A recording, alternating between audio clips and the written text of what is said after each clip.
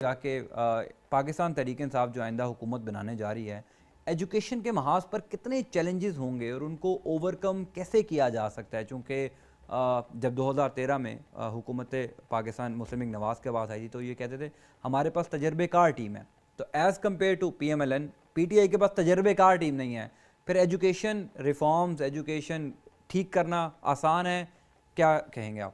دیکھیں، سب سے پہلے بات تو یہ ہے کہ ہم ایک ایجوکیشن کے سیکٹر میں ایک ایمرجنسی فیس کر رہے ہیں. ٹھیک ہے، ایک ینگ بچہ جو 14 سال کا ہے یا 15 سال کا ہے، اگر اس کا ایک ویک اسکول سے باہر گزر گیا تو جب وہ 30 سال کا ہوگا تو آپ $1 ملین بھی خرچ کر دیں تو وہ ڈیفیشنسی پوری نہیں ہو سکتی. بالکل ٹھیک ہے. ٹھیک ہے، تو یہ ٹائم اسپیسیفک چیز ہے کہ ایک دیکھیں نا، سمپل، اگر ایک بچہ اسکول سے کسی بھی وجہ سے ڈس انٹیگریٹ ہو گیا، غربت کی وجہ سے ہو گیا، بیماری کی وجہ سے ہو گیا، ٹیچر نہ ہونے کی وجہ سے ہو گیا، بک نہ ہونے کی وجہ سے ہو گیا، اسکول نہ ہونے کی وجہ سے ہو گیا، اگر وہ 1 مہینہ 2 مہینہ اسکول سے ڈس انٹیگریٹ ہو گیا تو وہ فار ایور ہو گیا. بالکل ٹھیک. پھر اس کی کوئی ریمیڈی نہیں.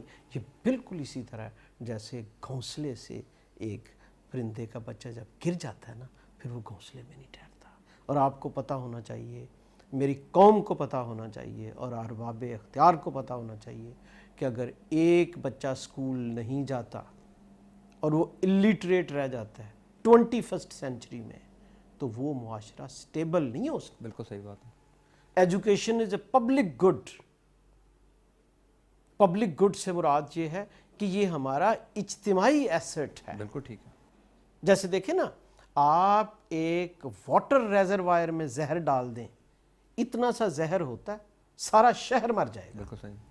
اگر آپ کی لوکیلٹی میں، آپ کی کمیونٹی میں، آپ کے شہر میں الٹریٹ لوگ ہیں، آپ ٹریفک کیسے ٹھیک کر سکتے ہیں؟